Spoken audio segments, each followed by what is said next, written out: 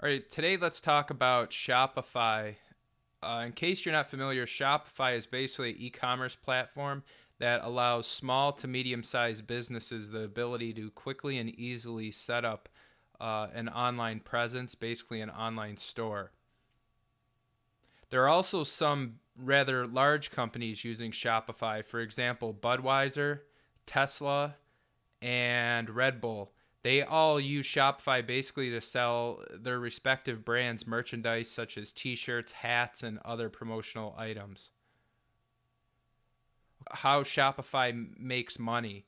Shopify, 47% of the revenue comes from the subscription model. So as you can see up here, Shopify charges new businesses anywhere from $29 a month to $299 a month. And there's various additional features you get as you go up the price chain here, as well as you could see the Shopify fees go down. The other way Shopify makes money is by basically being a payment gateway for the merchants. So as you can see here, Shopify collects 2.9% of every transaction plus 30 cents.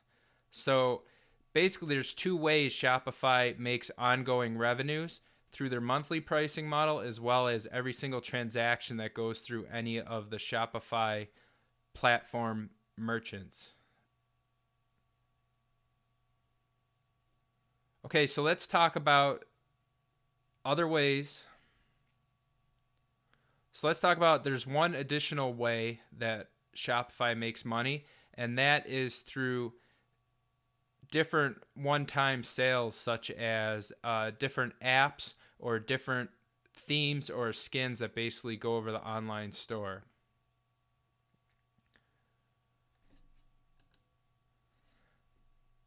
Okay, so let's quickly talk about what I like about Shopify and what I dislike.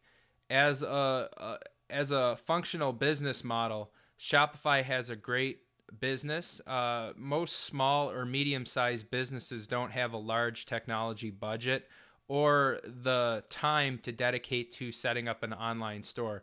They need something that's quick and easy to set up and can be deployed painlessly and can be maintained rather painlessly. And this is exactly what Shopify offers.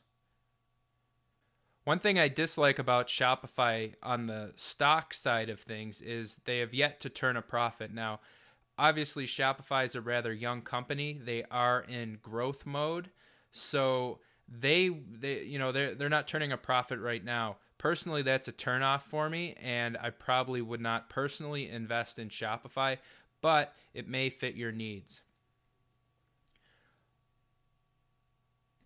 Okay, let's go over to one of my favorite websites. It's called stock2own.com. So let's go over to the annual statements section. So as you can see here, the equities increased, the ROIC is in the negative, although improving a little bit. Long-term debt, they basically have no debt. Their equity is improving, so that's a good sign.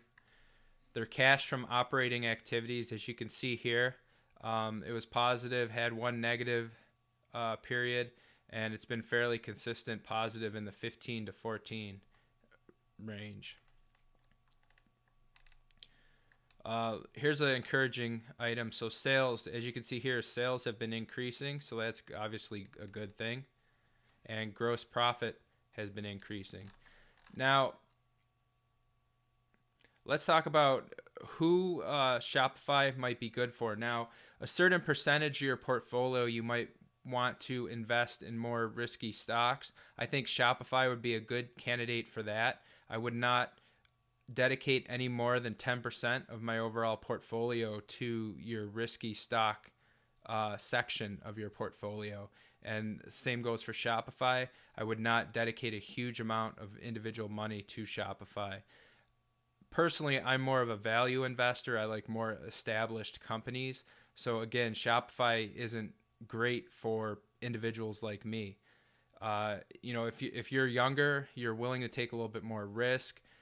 You like what you see in Shopify, which, their business model is a great business model. It has recurring revenues. from each individual merchant. Most merchants are not going to switch from Shopify because it's an ease of use system. They can basically do everything they need to have an online presence through Shopify, and they're pretty much, if they're happy, they're not going to take the time to try to learn a new platform.